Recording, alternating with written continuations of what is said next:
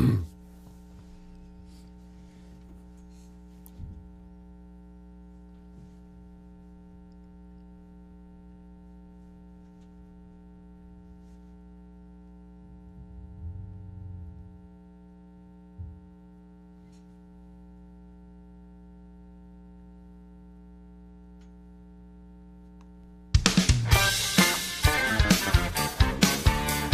Dog Show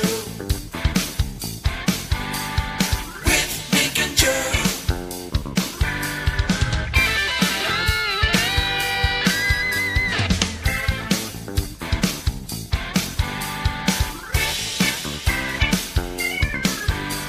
The Dog Show. The Dog Show.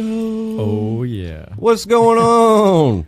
Dog Show with Nick and Joe, episode 9. We are talking about some anxiety today. Look who I have back in the studio. It's been a while. At least it feels like it's been a while. Mr. Nick White, how are you, sir? I am doing amazing. Yourself? I'm trying to fix this fucking mic, get it out of my face, but we're good. We're good.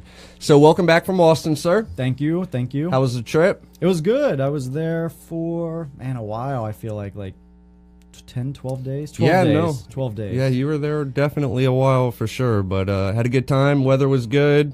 Not really. Oh, okay. It was actually, that was the problem, is I packed, because, you figure you're going to Austin, Texas, and it's supposed to be, and even the calendar said it was supposed to be warm every day, and it was pretty much shitty every single day, except the day that I left. What was the temperature out there? At 40 with and rain 7 of the 10 days. Come on, Texas. Yeah, Mia, I was out there for Mia Khalifa doing her 2 dogs, and she was like, wow, this is the worst weather we've had all year. And I'm like, yeah, of course. The 10 figure. days that I'm here, 9 of 10 are complete shit. Go figure, right? All right, so let's get into a couple of our show sponsors. We want to thank those guys. Number one is DemonABitesuits.com, DemonABitesuits.com. Sean, my man, who's running the boards today, he's going to throw that link up on under the comments of this live feed. And they are actually offering something pretty cool now. I just saw this morning, Chris posted, they are doing PayPal credit.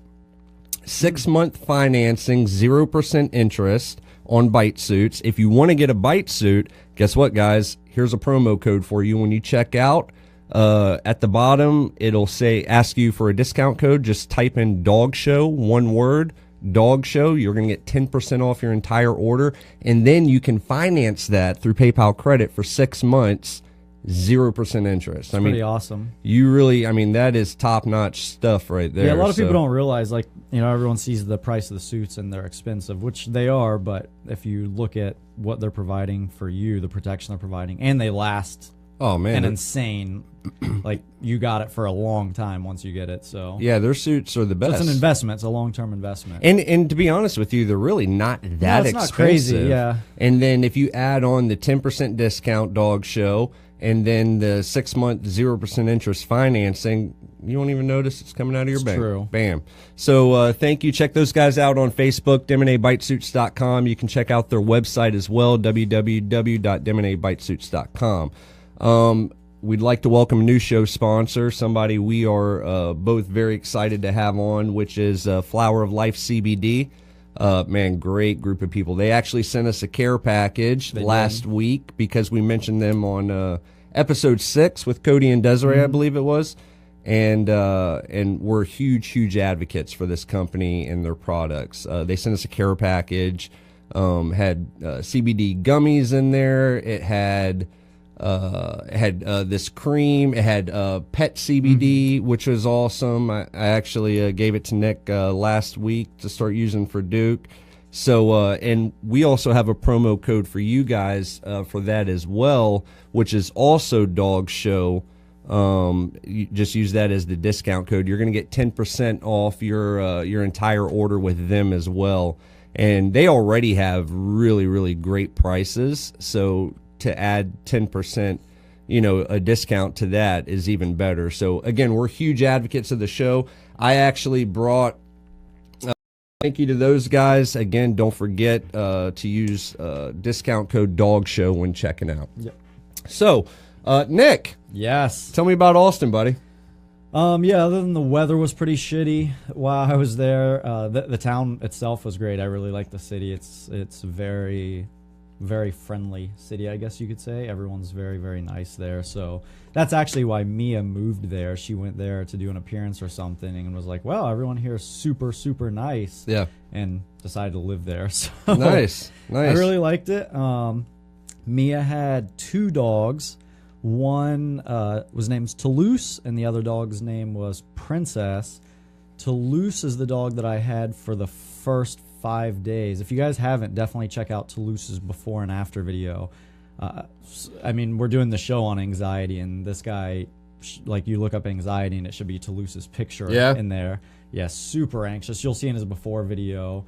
Pretty much imagine a dog that's 4 years old and really hasn't ever left his house or his owner. Well, we're going to get into that more for sure. Yeah. I'm definitely curious on the details of that as we get into the anxiety. But do you have any news stories for this week? Or I do. Let's see. We had one that was pretty interesting. The golden retriever. Let me pull up where it was. The golden retriever named Jacob, who's 4 years old.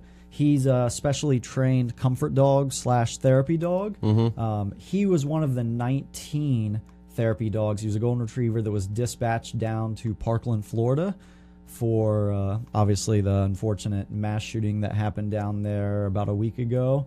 So a group called Canine Comfort Dogs dispatched 19 golden retrievers down there to kind of, provide comfort and help with these kids. There's if you guys don't know, there's a lot of research that shows that it's a real thing, that they lower blood pressure, they lower people's stress, and the list goes on and on. So there's actual science to back therapy dogs. So this group, Canine Comfort Dogs, dispatched a group of 19 dogs, and Jacob was one of the popular golden retrievers down there to kind of be with the kids and help them, and when they talk to therapists, for the dogs to be there and just help out as much as they can. So I thought that was pretty awesome. Yeah, that's very cool.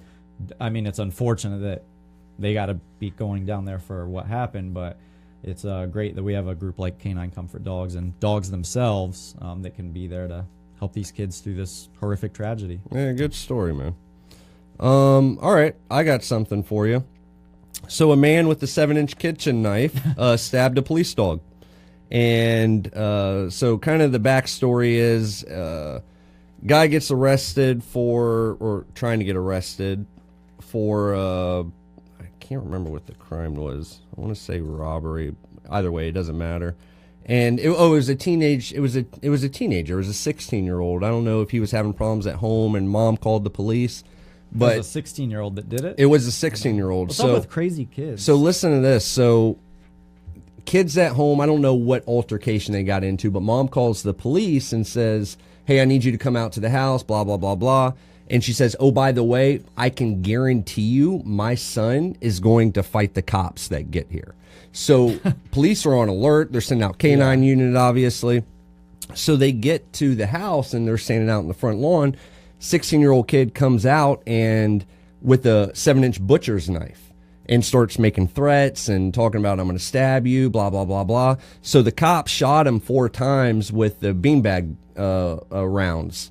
And it did the opposite of what they wanted it to do. So the kid just took it, huh? Dude, it actually pissed him off more. So he didn't submit. It actually did the opposite effect, pissed him off more. And so then they sent the K-9 after him, which is, I don't want to hit, his name is Dexter, 4-year-old Belgian Malinois. Dexter. They take, Dexter goes up to him, takes his left arm, and teenager stabs the dog in the spleen. And Dexter stayed on the bite. It's a savage. He stayed on the bite with a 7-inch knife going through him. Now, the good news to all this is obviously they got the kid arrested, and Dexter is going to be perfectly fine. It took awesome. It took a few days for him to. He had obviously had surgery, couple pain pills, had to recover, and he, last I read, he was at stable condition. So cool ending, cool story. Not so much, obviously, the stabbing part, but the fact that the dog did what he was trained to do, which we talked about. We talked about that when Paul was here, when you were out in Austin. I mean, you want to talk about pressure on a bite, huh? That's pretty heavy. I want that dog. Yeah, you're not replicating that in a training session, I can tell you that. So get well soon, Dexter, and good job to the trainers out there. Yeah, no shit. Putting out some savages. Yeah, no shit. So what else you got for news? This should actually kind of come as no surprise to people, but Sean McCormick, who's the head nutritionist at Tails.com, kind of put together a study that shows that dogs put on more weight in the winter because of the owners. Pretty much he found out that about 50% of owners admit that they're not giving their dogs the proper exercise in the winter due to the cold, wintry conditions. They're like, it's too cold outside. I'm not taking Rex on a 3-mile walk today. Screw that. He can sit in the house. That's funny. So they showed that just like people, as you know, people joke about it. Like, oh, I'll get these winter pounds off in the spring. So it's a real thing for dogs too. You know, people literally, I think they say same, about 50% of people gain weight in the winter for the same reasons. Well, it also has a natural consequence to the dogs. So the dogs are gaining weight during the winter as well. So they're just sitting in the house, eating treats, fucking off, and not going on walks and exercise. So that's something, pretty much the whole point of it is that's something you need to be aware of in the winter months, just like people. Maybe cut your dog's food back during the winter because they're not exercising as much, so they're going to get overweight just like people.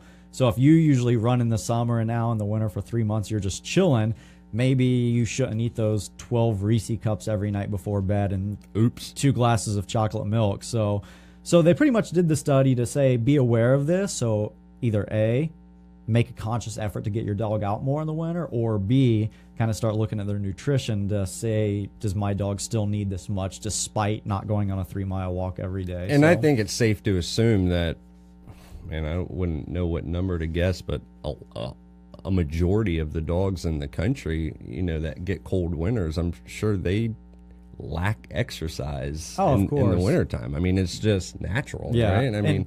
And what was funny is he goes on in the study and say that out of the people they interviewed, this was pretty awesome, that 1 in 6 owners they interviewed admitted that they actually hope for bad weather on certain days. What? Just so they have an excuse to not take their dog out. Holy shit. Like, I hope it rains today so I don't feel bad about not taking him out. So 1 in 6 owners like, I pray for that shit so that way I don't have to take my dog out. That's hilarious. Yeah, nice. It's pretty funny. All right, I got one more for us. This is actually a good learning lesson for a lot of folks out there with German Shepherds. A dog beaten, shot 3 times while protecting teen from burglars. Attempting to protect teen from burglars, we should say. So here's the story.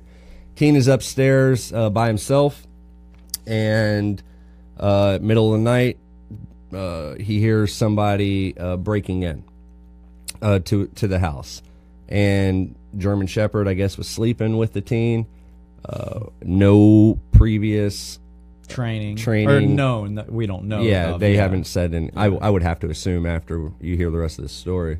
He goes into protection instinctual mode and hauls ass downstairs. Savage. Start growling, showing teeth, barking. He's going to protect his owner. Yeah, them German Shepherds. Yeah, he got the shit beaten out of him and shot 3 times. The dog got shot. The dog did. By like a legit gun. Yeah. And so he hauls ass back upstairs to where the teenager is. Teenager's already on the phone with 911. He grabs the dog, goes into the closet to hide, and believe it or not, the burglars kept robbing the damn house. Wow. Like after they shot the dog and beat the shit out of him, they continue to rob the house, and they ended up bailing as soon as they heard the sirens. Now, the guys were caught. Good news is the dog is alive. He is going to be fine. but they do have a GoFundMe page to raise money for the $8,000 surgery that the dog had to have. But it was $8,000 surgery, and they actually raised $23,000. Oh, that's awesome. For the GoFundMe page. So I think they're donating that money to a dog rescue. So good for them. But that just goes to show you that just because you have a German Shepherd, and just because your German Shepherd may be willing to at least put out engage. the impression that he's going to protect you, doesn't necessarily mean that he is actually going to protect you. So that's, but in that specific case, because I didn't hear that, he took 3 bullet holes. I mean, even if he was a legit dog, if you get shot 3 times, you may back down. Yeah, but a legit dog. It's like a legit person, you know. If you're a badass Marine, but you get shot 3 times, you may kind of stop. Yeah, no, I get rushing that. the fire hole. But the dog didn't get. He was beaten first, and then the dog just kept barking at him while they were beating him. Oh, so he just never engaged. He never engaged. He went down there and just started barking at them. Yeah. So a trained dog would have just took the bite, would have engaged. Probably still would have got shot, but at least.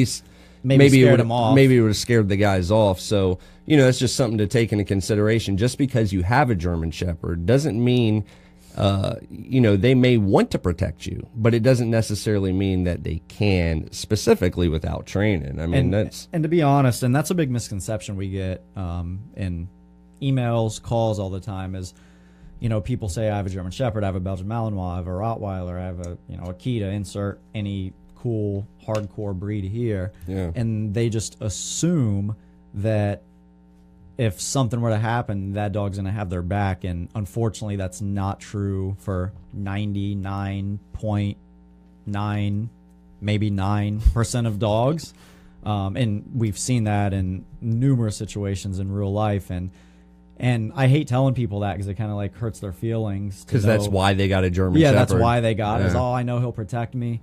But I feel that it's my duty to, so they don't their safety doesn't rely on that. They don't think like, oh, I don't need a gun or a weapon or anything in my house because I have this German Shepherd that I bought a year ago, and he barks at people as we pass him on the street, and if it came down to it, he'd protect me, when that's just not true whatsoever. And it's actually almost the complete opposite of truth.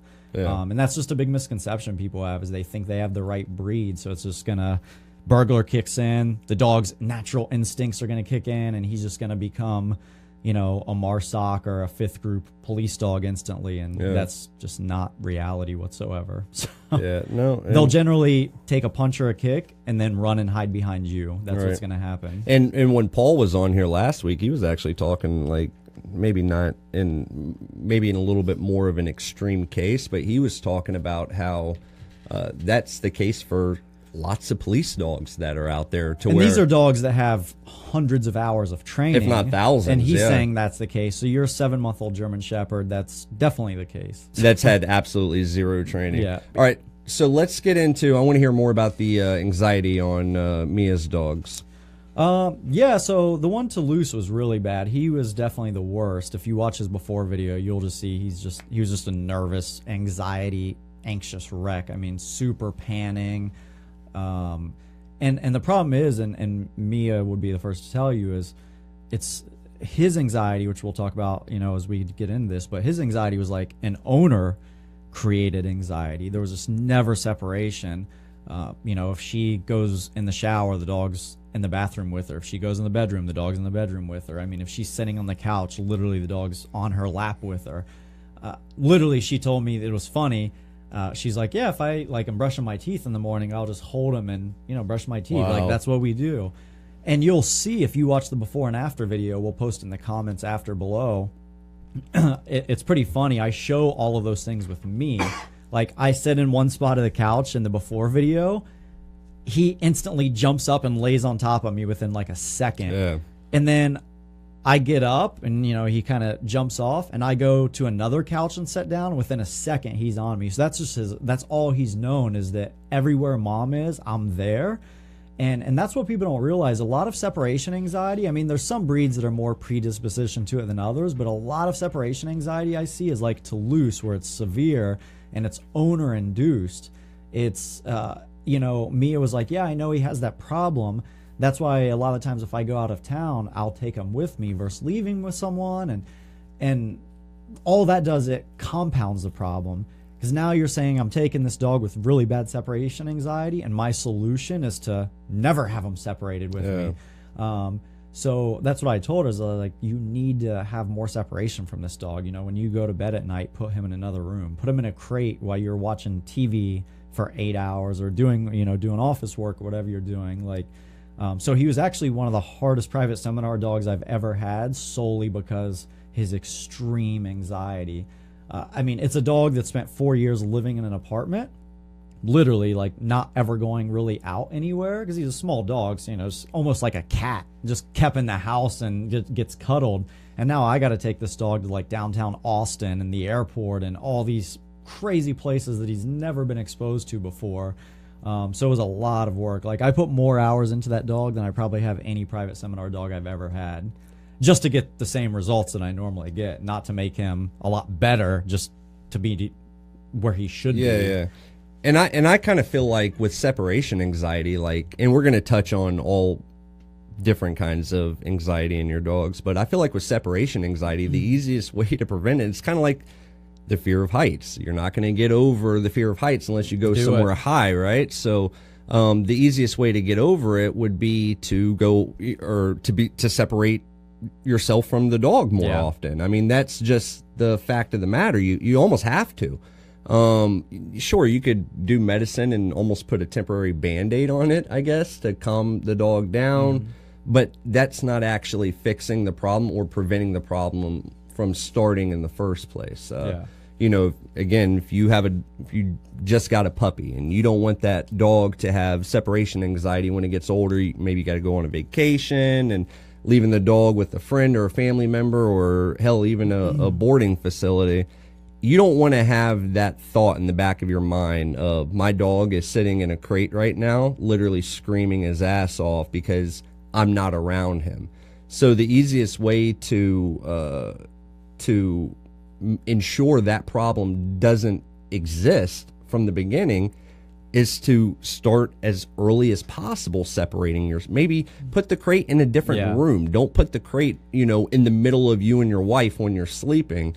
Maybe not to that extreme, but, put it in a different room, at least, and start separating yourself from the dog, right? Yeah, and that's pretty much what I told me. I was like, next time you get a dog, like at 8 weeks old, call me next time. And that's what people don't realize. And, it's one of those debates we get into where people think they're doing the right thing, but they're doing the wrong thing. It's kind of like the parent that's also your kid's best friend. It's like you're trying to be a good parent and have your kid like you, but by doing that, you're probably screwing up some stuff as well. But I feel like that's what it's like, is they just, as I told me, I said, she's like, well, what can I do? I'm like, well, in the future, the best way to fix it is to prevent it by, as you said, doing all the right things to begin with, so it never becomes an issue, creating that separation. Don't take them everywhere you go. Don't have them on the couch touching you 18 hours a day, 7 days a week. Don't hold them while you brush your teeth. It just, the dog literally was never more than a foot from a human ever. I mean, I showed in the before video, like, he has to be touching a human. And when I specialize in off-leash obedience with high-level distractions and amazing distances, taking a dog that's never been more than a foot from a human in 5 years of its life, and now having to do 100-yard distance downs and down sits places, and me walk 100-plus yards away, was way more difficult than it's ever been before with any private seminar I've done. So and it can cause so much extra anxiety, not only in the dog but in you as well. Like, I mean, I can't imagine, having to hold a dog with me while you brush your teeth everywhere I go, like that would stares at you in the shower. God, it would stress me out so much. I'd be like, go away. I actually show that in the before video. Like, I get in the shower and the dog just like comes to the shower door and just stands and stares the entire time I'm in there. Like, that's how bad it is. That's funny. So, but outside of that, it was a great dog. Oh, it was a good video for sure. Definitely check that out, guys. So there are, just like humans, there's different levels of anxiety. You have That would be considered separation anxiety. Then you have... And I had more anxiety, like, in public, because it was used to just being an apartment. So Yeah. when I take it to downtown Austin, the airport, crowded places, that gave an anxiety. Which brings me to the next one, social anxiety. Yeah, it gave it. Humans have social anxiety, and so do dogs, you know? And Toulouse was a textbook example of separation and social. Yep. And then dogs have phobias. That's an anxiety, you know? Dogs that are scared to get in the water. Yeah. That's a phobia, you know? Dog gets anxious. There's nothing that would make the dog think... that should make the dog think I'm going to die when I put my ankles in this little, you know, beachside creek or whatever, you know. So or trash bags, we get that a lot. Yeah, like yeah. Pull or out the vacuums. trash bags, vacuums, yeah, all like superstitious behavior. That's anxiety to me. I mean, it really is. It's a little bit easier to fix than separation anxieties. Yeah, you know, it's just train. You can train that, right? But so there's that, and then there's generalized anxiety, just like us. You know, sometimes people are born with anxiety. It's, you know, it's part of their genetics for what, you know, or whatever the reason is. And genetics. They have anxiety and whatever. And then dogs get PTSD as well. Mm-hmm. You know, I have a rescue dog who was treated not so great. And we had to deal with this PTSD at times. Yeah. And there are times where, like, even to this day, I'll go to pick up something. And, you know, he's like ducking his head down, and it's like, bro, I've never put a hand on you. But that's from 4 or 5 years ago of, you know, his rough life that he had, no pun intended there. So I kind of want to touch on all of these with you. Let's get into social anxiety first. So you and I both believe that dogs get social anxiety. I mean, you just pretty much said that. Yeah, you just had one. Yeah. Dogs that may be perfectly fine in your yard, in your neighborhood, that's where they're comfortable, that's what they're familiar with. And then you take them to a downtown type setting or a shopping center type setting, and they flip the fuck out. Yep. That's social anxiety, right? Mm-hmm. What are your thoughts on that? As far as what, to deal with it? Or? Yeah, I mean, what, in your opinion, and I'm sure we share the same one, but in your opinion, what's the best way to fix that? Yeah, so, you know, I always say, well, fix, I feel like, is a strong word in the dog world, or even in our world. You know, so what I always say is there's fixability and then there's manageability. So that's what I always used to tell clients when they would say, my dog has aggression, they have anxiety, can you help with this? Or can you fix this? Because that's what everyone generally asks, can you fix this? Right. And I say, well, if anyone can guarantee, if you call any trainer, and this is good for everyone out here to hear, that if you call any trainer and you say, my dog has people aggression or severe dog aggression or severe anxiety, can you fix this? And the trainer tells you yes, that they can fix it, that should send up a red flag to you. I mean, would you agree? Yeah, absolutely. Because no trainer can guarantee a fix to a severe behavioral issue like that, sight unseen. Now, we've brought those dogs in and eval'd them and said, okay, based off seeing this dog, yeah, we can fix this. Like, you know, he's just talking shit, or he's just reactive, he's not aggressive. But if you explain a severe issue with your dog over the phone to a trainer, like an aggression or anxiety, and someone says, yeah, we can sign up for this program and we can definitely fix this, then that should be a red flag and you should probably call someone else. So I'll start by saying that. But with like social anxiety, for example, we can talk about both of those, is like what Toulouse needed and what you'll see in his video. And he was a manageability case, not a fixability case. You'll see in his before video, super spazzy, like panning to the point of like it's vocal, like just a hot mess, for lack of a better word. And then you'll see his after video, which was 4 or 5 days later, which, keep in mind, this is a 4-year-old dog, and I had 4 days to work with this dog. He has major anxiety and knew nothing, literally knew nothing whatsoever. And you'll see in his after video, he's off-leash through the Austin airport with insane distractions, through Lowe's, through downtown Austin, doing load ups, like doing all kinds of crazy stuff that a normal dog you see do after 4 days. So where I'm going with that is he can, it's now managed much better. Before, he would be in that situation and just kind of shut down, like just drop and just hyperventilate, essentially, is what he would do himself. Where now he can be workable and conscious and stable in those environments. He can hold it down, he can place, he can heal, he can do all the things, as you'll see in the after video. But the anxiety is still there. It's just more managed at this point, which is good for him. It's better for his confidence, because now instead of him just freaking out and panicking and hyperventilating, he can listen and do tasks, and so he's managing it better. But it's still there, and I didn't expect it to be gone in 4 days of training. So I kind of feel like, I'm a little bit, I guess, indifferent with that thought, because I feel like it can be fixed. If it only is social anxiety, I feel like it can be fixed. You just cannot put a timeline on it, is what I'm saying. Because if you can make the dog manageable, then all you have to do is desensitize. Well, yeah, when I say I'm not saying it can't be fixed. I'm saying in the time allocated. Right. That's what I'm saying. I didn't expect, in 4 days, the super anxious dog is no longer going to have this issue. And that's kind of what I'm trying to clarify here is, if it is just social anxiety, okay, it actually can be fixed.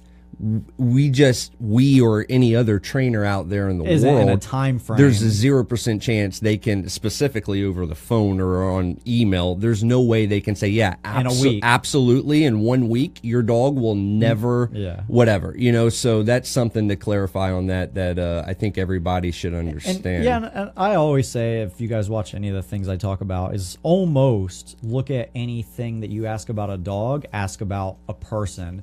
Just like if you've had anxiety for 30 years, I'm a therapist, and you say, hey, if I come sign up for some lessons with you or therapy sessions with you in a week, can you guarantee me that you can fix my anxiety and I'll never have it again? Yeah. They'll say no. Yeah, of course. So what I always tell people, so if you're willing to accept that you can't do it with a highly intelligent, highly educated, 34, 35 years of training person, you probably can't guarantee it with a 5-year-old domesticated animal either. So yeah, for sure. So I would say if it is just social anxiety, just training honestly is your cure. Now again, it could be a long road, could be quite a process. Yeah, we just spent like 10 hours a day at the airport and Lowe's, right? And just desensitize the shit out. Yeah, of so it. definitely understand that you're going to have to put your work in. Your dog's going to have to go places with you and so on and so forth.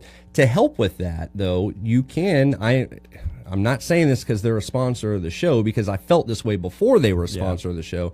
Pet CBD is amazing for those outings. I've seen it work on my own shepherd, Jaeger, which I've talked about in several episodes.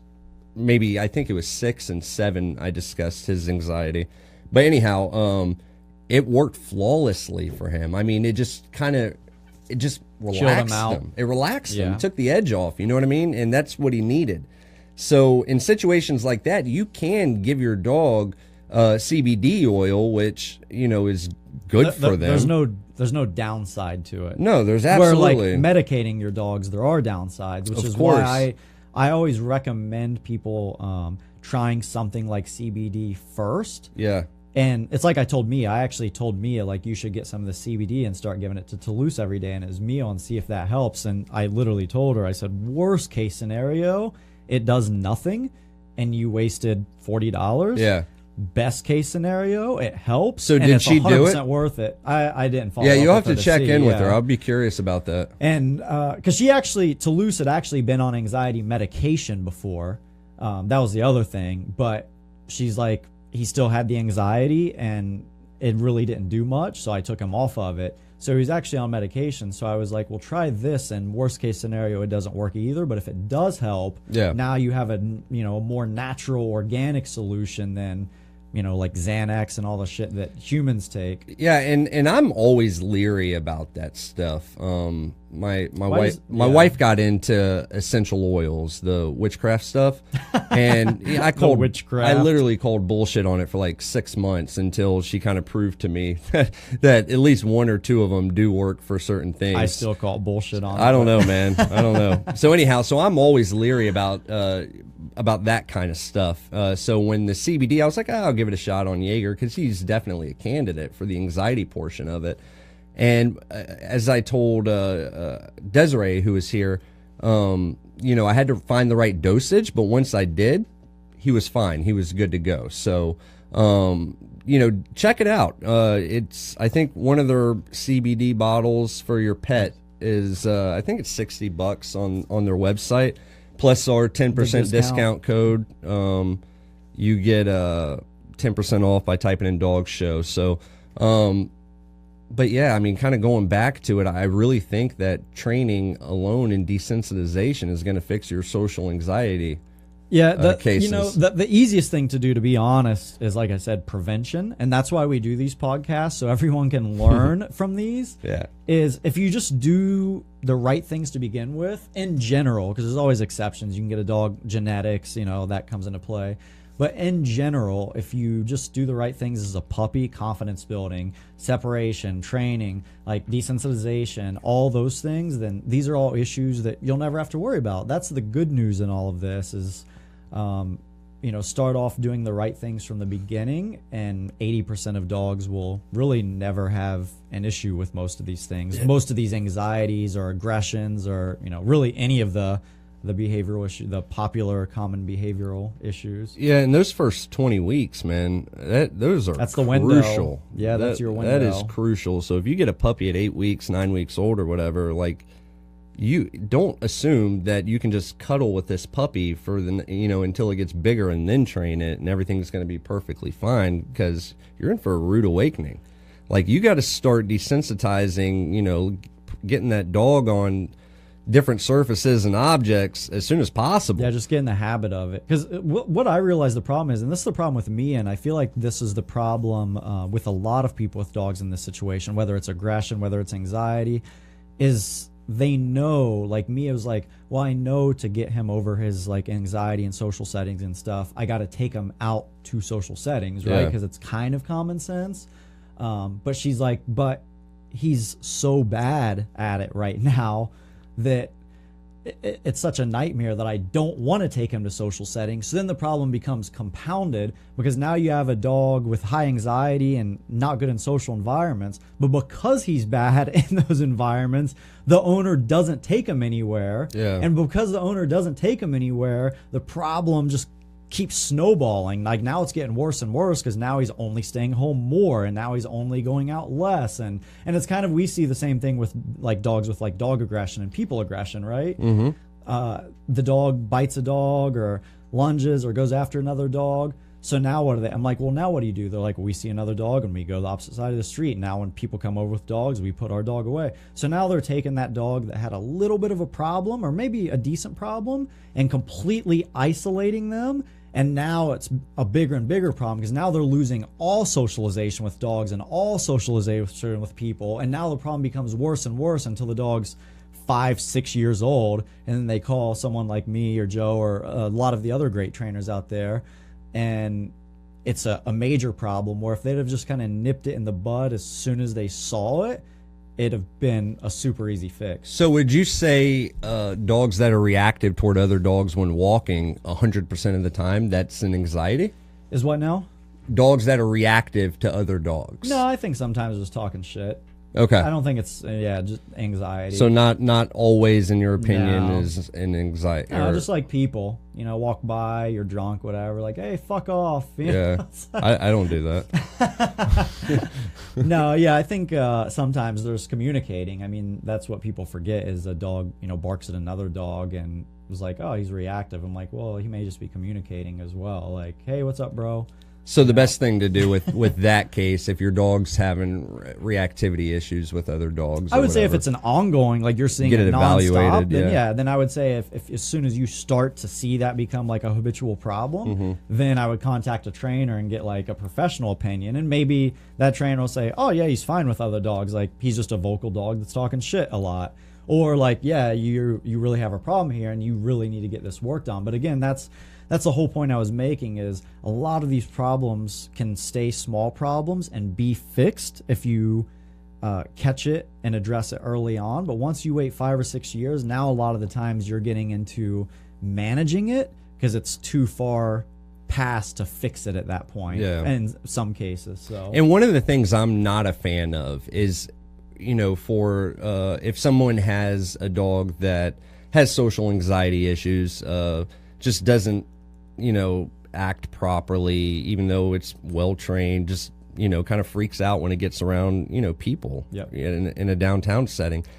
I don't know, man. I just hate it when they go to the vet's office and put the dog on Xanax just for that specific outing. I'm not a fan of that whatsoever. If you're going to do that, just for God's sake, try CBD. At least try it. Give it a shot. I mean, worst case scenario is it doesn't work at all and you're out $60 or, whatever it ends up being. So I don't know, man. With social anxiety, I'm not a fan of medicine.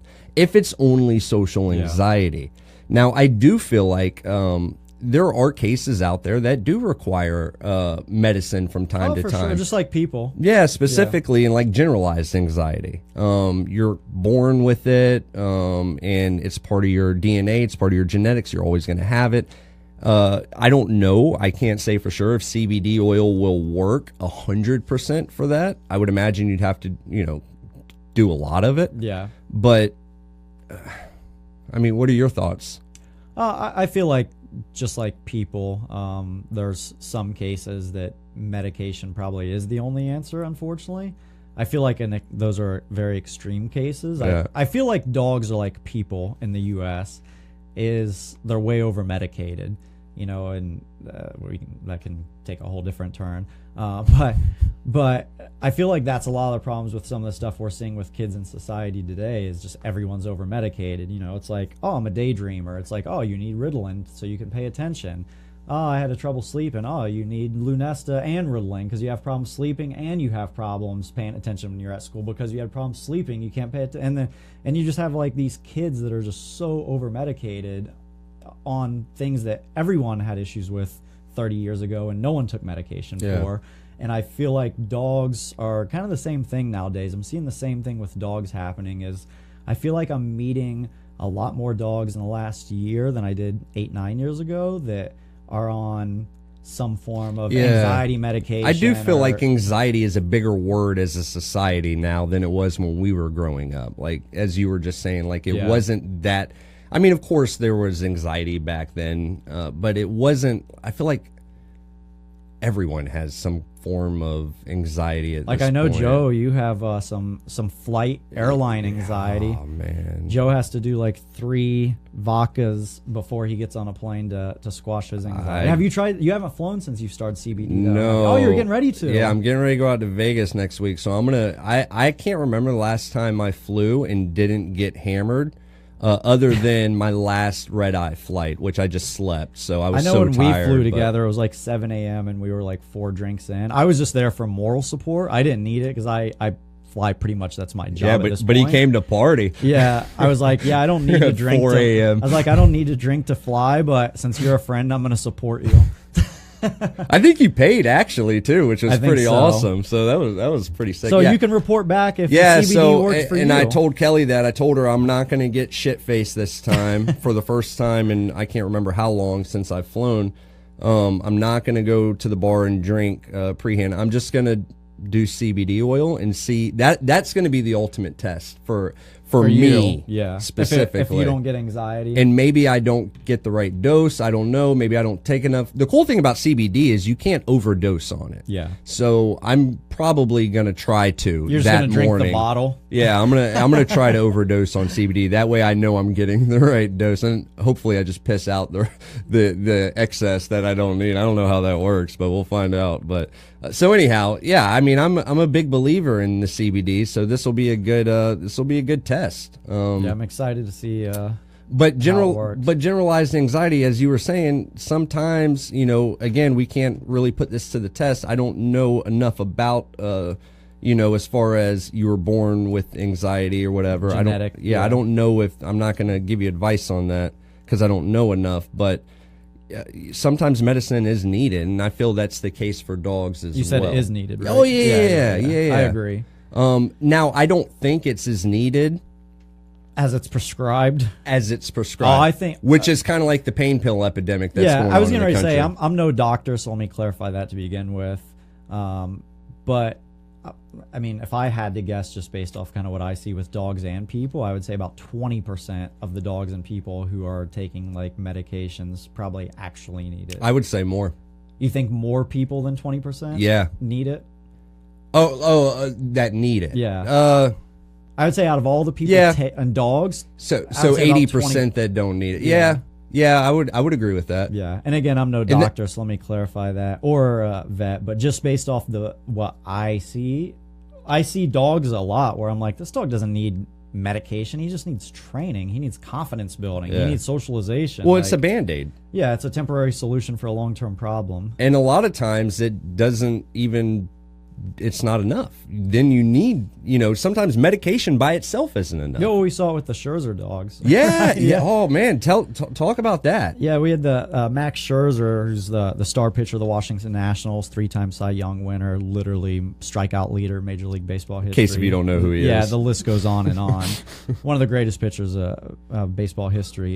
Joe and I both trained his dogs, and they were on medication for anxiety. It was anxiety, right? Yeah. Isn't that what they were on? Yep. They were pretty much and it wasn't to the fault of theirs. Yeah, they were on like dog Prozac, and it wasn't to the fault of the Scherzer family. They're one of the most incredible dog owner families I've ever met in my life, actually. But they got these dogs like wandering the streets or wandering the desert in Arizona, I think. So they were like desert dogs. So obviously they weren't well socialized and all the other issues that come with that.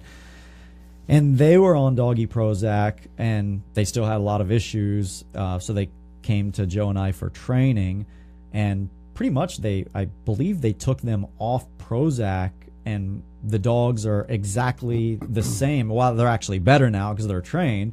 So they're better now with training off Prozac than they were on Prozac. Yep. So that's another good example. Is I feel like it's like you said, it's a Band-Aid. People think my dog has this problem instead of actually addressing the issue, and I feel like it's same with parents and kids. Instead of actually addressing the issue, I'll just throw some medication at them, and that'll help. Or it's just not being educated, and that training can actually fix this. Where maybe they were told by their vet that this is a medication. Your dog needs medication. This is, this is a medicine problem. And they're a professional advising that, so of course you're going to take their exactly. advice. Just like if a doctor says, a doctor. Exactly. Joe, your 4-year-old needs this medicine, who are you to question it? Yeah, no doubt. Yeah, so maybe it's an education issue. Yeah, so figure, if your dog is on Prozac or I don't know what fucking medicines are out there. And it's not in vets and doctors' best interest to say the service I provide isn't of value to you. You should go somewhere else and give them money. Right. Yeah. Thanks for your $100 office visit. Yeah. But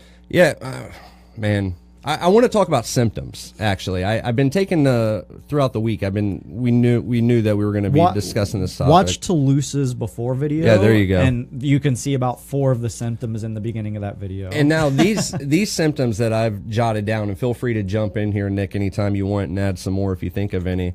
But these symptoms I jotted down are for all different kinds of anxiety. These are just things that I thought that maybe you could kind of keep a lookout for, to see if maybe your dog is having this issue. Let's see what I got here. We have mild fears.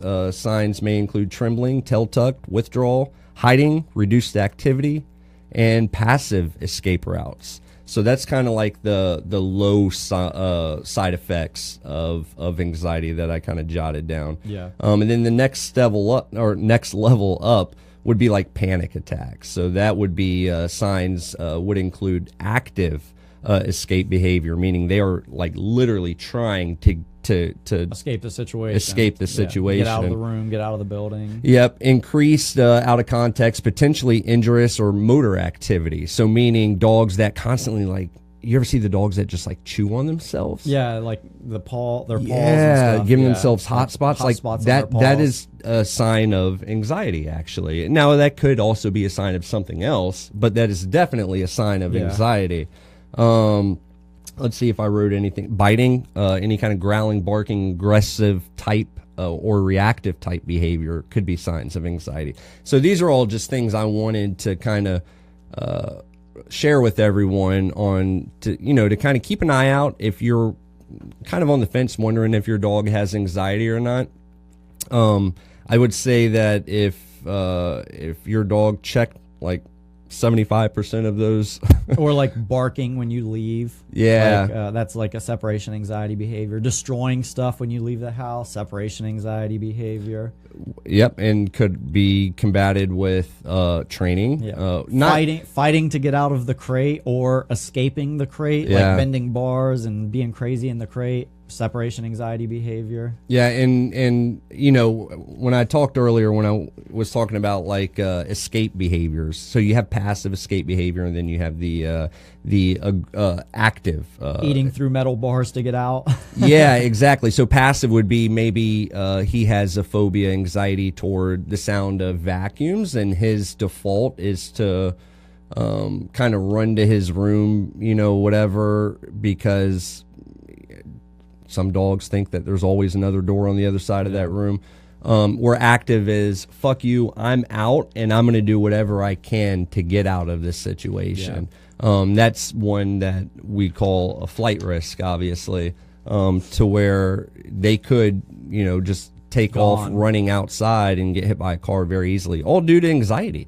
Something that could have been either fixed through training, desensitization, or at least better managed. CBD oil, or better managed, exactly. So any more signs you wanted to add on to that? No, I mean, that's a lot of them I think you named, like Toulouse, excessive panting.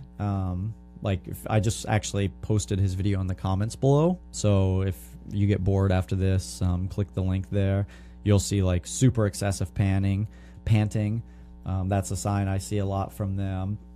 Jessica asked a question here on Facebook Live, Nick. She said, how can you help a dog that is only high anxiety at the vet's office? Well, that kind of goes, Jessica, with what we were talking about, which is desensitization. There's a lot of vet's offices. I know of a few that we work closely with here in Fredericksburg, Virginia, that will actually allow you to bring your dog in multiple times a day if needed, without actually being seen. But like, go into the office, go into the hallway, go into the room, reward your dog. Yeah. Make it a positive experience, make it a controllable experience where they don't have the option to flee out of it.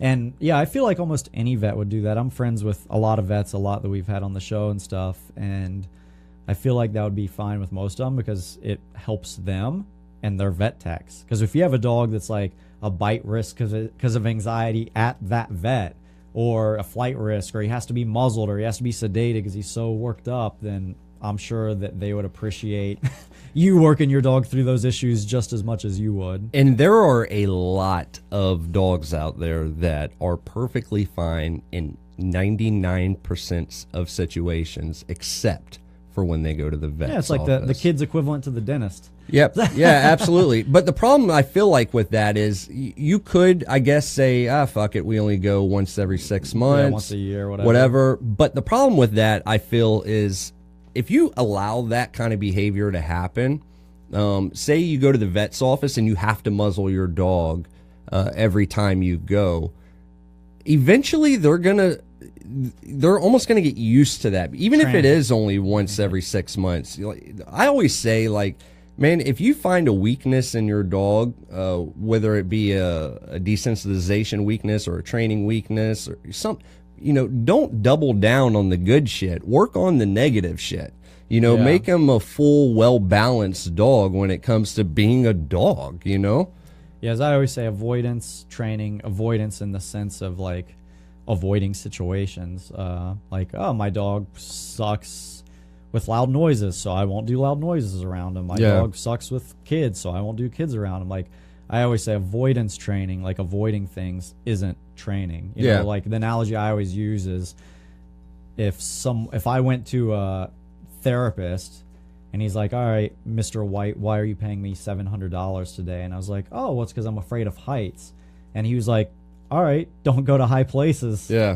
Pay the secretary on your way out. I'd be pretty pissed off. So, because it's not a real solution. So I never tell people to avoid situations. I say safely and positively do them in a safe environment. So if a dog isn't good with dogs, we get them around dogs in a safe, controlled environment. They aren't good with people, we get them around people in a safe and controlled environment. So where a lot of people do the opposite, which again only snowballs the problem and makes it worse and worse. Is they see that their dog's not good with people, so now they just block off all people, and then now the dog really hates people because now they're really under socialized, and the problem just keeps compounding until it eventually somehow reaches a head, whether a person comes in, the dog just nails them because it's under socialized, or whatever, the dog's got to be put down. Or so again, the solution is just, as soon as you start to see problems, try to nip them in the bud or contact someone that can. Yeah, or at least offer advice on how to. And don't just default to, no matter what you've been told, don't just default to medicine, because you may not need it, guys. Yeah, just like with kids. And think about it. I mean, if you have a dog for, let's just say, 10 years, and you were prescribed anxiety medicine daily for your dog at 1 year old, and you're giving that medicine daily for 9 years. So you're buying that, I'm not going to do the math right here, but 12 times a year, 9 times, whatever 12 times 9 is, and then that's going to add up. That shit's going to get expensive as hell. You know what I mean? So definitely consider your other options. Talk to a trainer. Don't just talk to a vet. Talk to a dog trainer, behaviorist, whatever, and figure out if there's an alternative route to. And good vets, because vets are like trainers. They're not all created equally. I've met of course I've met vets on both sides of the fence, and I've met trainers on both sides of the fence. So a good vet will say, like, this is a behavioral issue or this is a training issue, you should contact a trainer. Just like as you know, all the time when someone asks me a question about like their dog's food or whatever, I say, well, that's kind of more of or medication. I'm like, well, that's more of a vet question from a training perspective. This is what I think, but you should ask your vet about that. Like, I put it in their court because I stick to what I know I'm an expert at. I always say, don't take dog trainers' advice in medicine, and don't take vets' advice in training. And a lot of people do both of those, and a vet is usually incorrect about training, and a trainer is usually not correct about a veterinary medicine. I'll agree with that. They went to two completely different, it's kind of like a mechanic and a plumber. It's pretty much like you are asking a mechanic, hey, my hot water pipe is like frozen up. What should I do, or what can I do to prevent it? Versus just asking a plumber that's his full-time job in life. So that's my advice. I feel like a lot of people get screwed on because a lot of the trainers don't say, oh, I'm sorry, that's not my level of expertise, you should talk to your vet. And a lot of vets don't say, oh, I'm sorry, that's not my... They try to kind of make it up, and a lot of the times when they do that, they're both incorrect, I found. And I feel like a lot of people look at vets like they can give that kind of advice. And it's just not the case. I mean, I'm sure they take a little bit of training when they're in school, but it's not enough to make... I would say they don't know anything. Yeah, well, I mean, there you go. I would say a vet, or there's that. I guess. I would say an average vet. And of course, there's going to be some fucking vet that comments who's like been a trainer for 87 years. Here now. Come the emails. Who's like runs Von Lick kennels with Ken Lick Light or something. But in general, I would say you can trust a vet as much with dog training advice as you can trust your dog trainer with vet advice. So take that for what it's worth. And we're not doctors. Yeah. And most trainers don't know shit about vet advice. So there you go. All right. So brings me to the next form of anxiety, which are phobias. Superstitious behaviors. I definitely believe that dogs have phobias. And of course. Just like... humans, and they can have the exact same phobias as humans. Maybe not every single one of them, but a lot of them. Phobia of heights. Yeah, there's one example. Oh, we see it all the time, like superstitious behaviors, phobias with like place. Yeah, like the dog just refuses to get onto a 6-inch tall fabric, very simple place cot, and it's just a superstitious behavior, phobia, whatever you want to call it. It's like. Just like people, like, why are you afraid of heights? Have you ever fucking fell from an airplane in your life? No, I do have a legitimate story. So it's just like I almost did. So I feel like dogs and people are both the same. They have a lot of unrealistic phobias, and how you get over those is by doing them or conquering them. You're never going to have a person who's afraid of heights you're never going to get them over it without going to high places. You're never going to get a dog who's afraid of a place cot or a dog bed to get over it without getting him on the place cot or the dog bed. Or another popular one we hear pretty often is stairs. They're like, my dog's afraid to go up the stairs. He won't go up the stairs. No matter, I've tried for a month. I'm like, well, I guarantee you if I'm with him for an hour, he's going to fucking go up those stairs. And what people try to do to kind of circle back to what we were talking about earlier is avoidance. My dog is deathly afraid to go up the stairs, so I'm just going to put his crate downstairs. Yeah. You know, they just avoid the situation versus address, and I feel like people do the same thing. Germaphobes or people with height, you know, phobias or whatever. So the moral of the story is whether it's a dog or a person, the only way to truly address those issues is to get them in those situations, make it a positive experience, do it repetitiously, and make it positive and a confidence building exercise until, and that's what we do all the time with dogs on place and things like that, is they're like, wow, I've got on this place cot 170 times in the last 2 hours, and the only thing that comes out of it is praise and fun. Oh, this thing isn't so bad after all. What was I afraid for? And now they're looking like the dogs in the videos, jumping up on fire hydrants and placing. And so that's the real solution, is if you have a dog that's afraid of a vacuum or afraid of stairs or whatever it is to desensitize to them to that through proper, keyword being proper training. Yeah. And I mean, with phobias, it's one of those things. Kelly and I were talking yesterday. We were actually talking about our flight going out to Vegas, and she was saying, what, you know, when you get on the plane, what happens? And I told her, I said, I have a window from the time I'm completely chill and fine up until the time I start walking through the gate, the tunnel to go on the plane. From there until the time that we reach cruising altitude, that's my window where I really freak out. Mode. So, and here's the thing, and this is how it's going to correlate with your dogs, is when you have that kind of panic attack, you know it's unrealistic, like you know that. And that's the thing. But the anxiety part of your brain is taking over, and it's saying, no matter what, I promise you, Joey, you're going to die. Like, this plane is going to crash. Like, it is enough to make you 100% convinced before the plane even takes off that you are going to crash. I mean, panic attacks are real. Anxiety is real. So the reason why I'm telling you that is because your dogs are kind of going through the same thing, to have empathy for them. So when they go into these social environments to where they start freaking out, understand that it's real to them. It is real to them. Yeah. Something in their mind is telling them they should not be there. So have empathy and do what he or she needs for you to do. And I promise you, it's not avoiding it, because, you know, if I avoided flying, imagine if I flew 5 years from. So even though I get panic attack, I still fly. Yeah, and that's why that kind of brings back to my point where I say avoidance isn't a solution. Yeah. Because, and as I said about the dog thing, because eventually it always comes to a head point. Maybe Joey's avoided flying for 10 years because of this, but now for something, a business thing that he has to go to, or a funeral of someone that he was really close to, and now he has no choice because, you know, he's not going to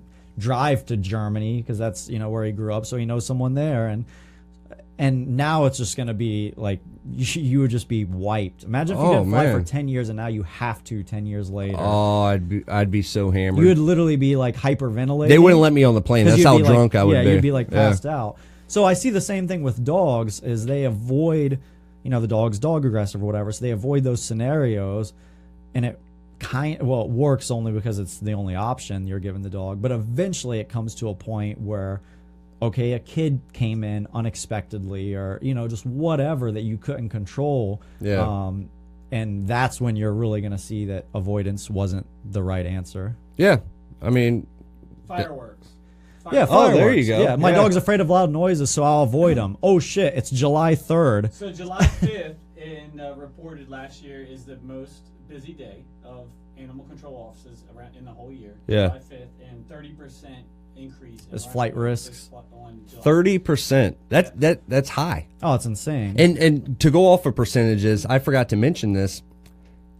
Guess the percentage of dogs that have separation anxiety in the U.S. I'd probably say 30-some%. 35%. Yeah. 35% of dogs have separation anxiety. And you said 30% have the percentage of dogs that run away increases 30% between July 4th and July 6th. So July 4th, in case you guys couldn't hear Sean, he said the number of dogs that are reported to run away to animal control reportings is about 30% increase on July 4th.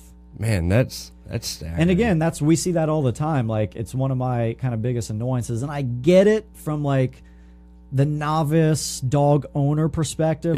We all see them as dog trainers. What happens on like July 1st through the 3rd? Your Facebook feed is just bombarded with, lock them up, oh my God. Don't forget, in 3 days it's going to be fireworks. Lock up your pets, put them in, the walk-in closet and put them in a crate in there, and bolt your front doors. Put a canopy over your backyard so they can't leave.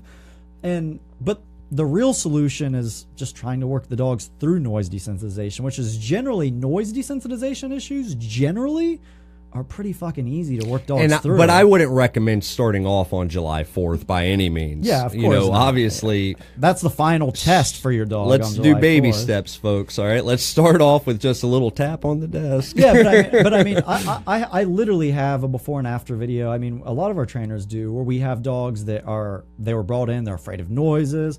We drop a pan and they take off in the facility, so we show that they're legit afraid of noises. Then you see at the end of their 2-week after video, literally we have them in a down and we're shooting, ARs and 9mm and stuff next to them, and they don't break the command, they don't break the down. So again, we took a dog that has avoided and been fearful for 6 years of his life, and now in 4 years, or not 4 years, now in 14 days, we're shooting guns while he's on a place cot, licking the dew off the grass and not paying attention. So a lot of people use avoidance as the solution, when to me that training or trying to get the dog managed through it or work through it, especially noise desensitization. I honestly think that that's one of the easiest things, like phobias, to work a dog through is noise desensitization. I mean, generally in like 1 day, I have the dog 98% better. Maybe not completely to the degree of fireworks on 4th of July in 1 day, but definitely I would say 90% of dogs I got, and if I had for 14 days, I could shoot firearms next to them and they wouldn't break the command. Yeah, but it's also important that we tell our listeners and viewers that we're not saying if your dog is afraid of the sound of fireworks, don't bring your dog out to the farm, literally put him in a through command and start firing your shotgun. There's a process. Yeah. You're actually probably going to make it worse. Make it worse. So, definitely you want to kind of critter, baby step, whatever you want to call it, up there.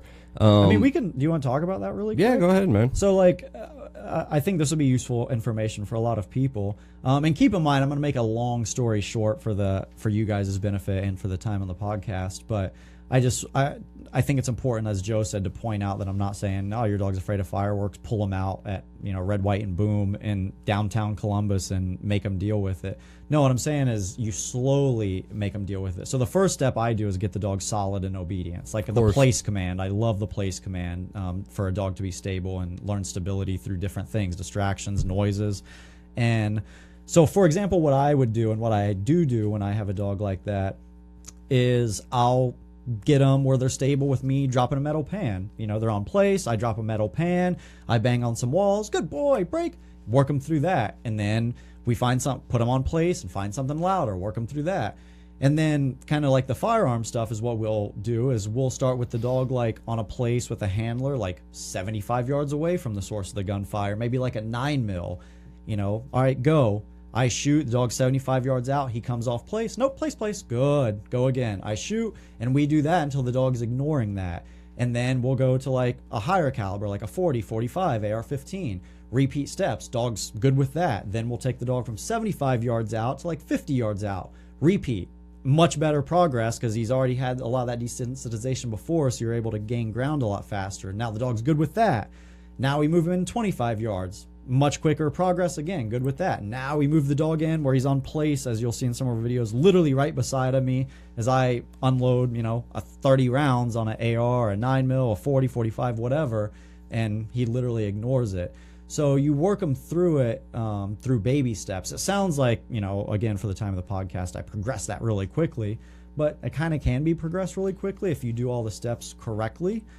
And I also think it's important to note that in the years I've been doing this, I've had to do noise desensitization the exact same way you're talking about. I've always hit a threshold with every dog where it's too close, or it could be where it's too close, but I mean it may be really far out to where you have to spend a little bit more time at that specific distance to where mentally you could, if you're not used to it, think that you're taking 2 steps back. When you're not, it's just you're hitting this threshold that the dog just needs a little bit extra to get over this little bit of hump. And then you can, keep progressing to where you're literally right next to the dog shooting guns. So, and that's where like reading the dog comes in and knowing like, okay, we're going to stay at this 50-yard distance for the next couple days. All right, we got him work through that. Now let's progress him. And sometimes just like dog training, and that's where like ego and trainers and stuff get involved. But sometimes you're going to be forced to take a step back. You thought he was ready, you progressed him. Now it's really like bad. So then you just take a step back, spend more time there, and then progress it again. Or you went too fast, or maybe it's not a one-day thing for that specific dog. Maybe you have to kind of... Yeah, and a lot of dogs, I wouldn't say expect it in one day. Right. But in 14, you can get a lot done. Yeah, in for 14 days. sure. You just got to make a conscious effort, and you don't have to hire a trainer necessarily to do these things for you. I mean, if your dog's already solid in obedience, it's already been through a reputable program or whatever, maybe with off-leash canine training, then you can do these desensitizations by yourself. In fact, if you do lessons, we tell you to. Yeah. And we tell you how to do it, So it's definitely something that you can do on your own as the owner, and you owe it to your dog. I mean, don't let them live in fear during certain times of the year if you don't have to. Yeah. I mean, it's just nuts. I always see people freaking out because it's 4th of July, and it's like, desensitize your dog and you won't have to freak out. I still don't recommend like taking them out right underneath the fire. Exactly. I mean, but there's no real need to. But yeah, you can spend 364 days every year worrying about it, or you can spend 5-10 days fixing it and never worry about it again. So you don't have to soundproof one room for your house that your dog can go in once a year. And not have to hear the outdoor fireworks or whatever. So back to phobias, you got that. You have, like I said, water phobias. I have a dog right now that I just got, Diesel. Got him about 4 or 5 months ago.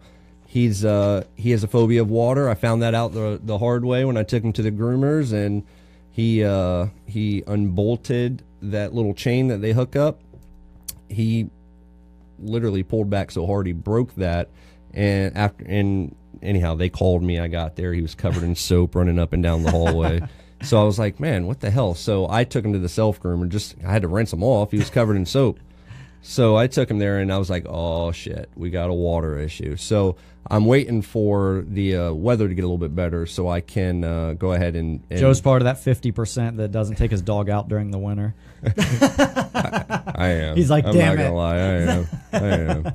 Yeah. So once the weather gets better, I'm going to obviously go do what I have to do to get him over his fear of water. Yeah, and same. Like, Joe could spend a lot of hours per day giving him baths, getting him desensitized to it, building his confidence, getting over it, or just dread taking him to the groomer a few times a year for the rest of Diesel's life. So he's going to do the thing he knows he's supposed to do and work on desensitizing. Because I don't like bathing dogs. It's just a thing I just don't like to do. Yeah, you're a trainer. You're not a groomer. Yeah, it sucks, right? So I'd rather drop my personal dogs off to get groomed. And as of right now, I cannot with D2. He's just going to bail on him. Because he's going to bail on him, right? So I'm going to be getting that call 5 minutes later to come get him. So for my own sake, I have to fix this because I'm not going to bathe the dude for another 10 years. That's your incentive. Yeah, that's my incentive. So, it's one of those things where you just got to get taken care of. So you have a phobia of that. You have a phobia of heights, water. What other phobias are out there with dogs? Environmental objects, which we touched on, like the place cots, superstitious behaviors of different things. And I mean, I would go ahead and say that, social anxiety is a phobia as well. I mean, that's it's definitely a part of the phobia class. I would think. I'm not a therapist or a psychiatrist or whatever the hell they are, but I would have to assume it's in the same category. And the biggest thing with phobias, I feel like, is just you have to have the training, number one. Be proactive. Take a proactive approach. Right, and then do the desensitizing with the baby steps, and kind of get it taken care of, because and again, this stuff is going to help you along the way. The CBD oil for dogs, folcbd.com, Dog Show for that 10% discount. That's going to help in the process to at least relieve a little bit of your anxiety, because the truth is, if your dog has anxiety, I guarantee you experience anxiety because of his anxiety. Exactly. Well, that's what Mia said. At some point. Mia's like, I don't take him out to places because his anxiety's so bad and he's so bad, it gives me anxiety and I can't enjoy, like, she's like, I just want to enjoy going out with my dog, but I can't because his anxiety gives me anxiety. Yeah. So, definitely try to figure out what is needed. And that's kind of what I want to talk about next is how and who diagnoses dogs with anxiety. What do you mean who? Like the vet? Is it would you say only a vet can do it? No. I mean, I told Mia, I'm like, yeah, your dog has high anxiety. Right. Yeah, I don't think it takes a vet to know that. I mean, like you said, there's definitely classic signs that any one that works a lot with dogs, I would say in any profession, I mean, not even just a trainer. I mean, if someone works at an animal shelter, they've been there for a lot of years, I would say that they would say, oh yeah, this dog over here, he has a lot of anxiety issues, like, you know what I mean? Yeah, and I think it's important to also note that don't automatically assume it's anxiety just because we're talking about it. There may be an even deeper underlying issue, you know what I mean? I would definitely, if you're concerned about your dog possibly having anxiety, I would definitely consider at least going to get a physical exam done to make sure there's nothing else wrong that's bothering. Sometimes pain in dogs, they tell us through other ways, maybe barking when they get to a downtown type setting because whatever. Or panning because he has a hydration issue. Or right. So definitely, ensure that it's not something else first. And then I would agree with you. If you have a trainer in your area that you definitely would consider reputable and knows their shit, I would, if there's nothing physically wrong with your dog and you can confirm that, I would definitely talk to them. And if they tell you your dog has a certain, anxiety that can be, treated through training or desensitization or a combination with avoiding the medicine route, listen to him or her. Yeah, I always think that should be, I think for kids and people, medication should be the last resort. We've tried CBD, we've tried training, we've tried desensitization, we've tried all these things and it's still a major issue. That's when I think you should start looking at that. But I feel like a lot of people make it a first response, not a last resort. Yeah, and one to kind of go off that, one of the things I want you to also think about is thyroid disease. That's not something that's checked in a typical panel for blood work for dogs. So if you go in there for just a physical exam, you may not actually get checked for thyroid disease. But thyroid disease can actually, and you can look this up, can give you a lot of the similar symptoms that everything that we've been talking about as far as the anxiety and, the heavy panting and, the all of a sudden my dog's fearful of everything, the tail is tucked, all that. And I would strongly urge everyone out there to go look up thyroid problems for dogs because it can even cause aggression. Exactly. It can cause aggression and cause signs what would appear to be anxiety. So definitely look that up. And again, that's at least to the best of my knowledge, and I've spoken to a few vets about this, that is not a typical panel that is done when they're running general blood work for your dog. So definitely look into that, also. So once you can rule all that out, you get with the trainer and trainer says, okay, these are the steps we need to take in order to get your dog completely over this. And if they're a good trainer, there's no way they can tell you the exact amount of time, of course. Now say that everything comes back fine from the vet. You get with your trainer. Trainer says, yes, your dog has anxiety. Let's get him through some obedience and then do some desensitization. You do all that, and it doesn't work. You spent 6 months doing everything you were supposed to be doing, and it just doesn't work. But medicine maybe not be needed. So what next? Well, I'm a firm believer that there are dogs out there, and I know this to be 100% factual, which makes it a fact, in case you were wondering. There are dogs out there that need a job, that absolutely need a job. Aura. Yeah. Do you remember Aura? This is a perfect example. Czech Shepherd. The loud Shepherd, yeah. Yep. So Aura came in for the 2-week board and train with me a few years ago. Czech Shepherd, beautiful, gorgeous dog, very high drive, ball driven. Literally should have belonged to a police department, or she could have belonged to a police department. I'm not going to say should have, but could have.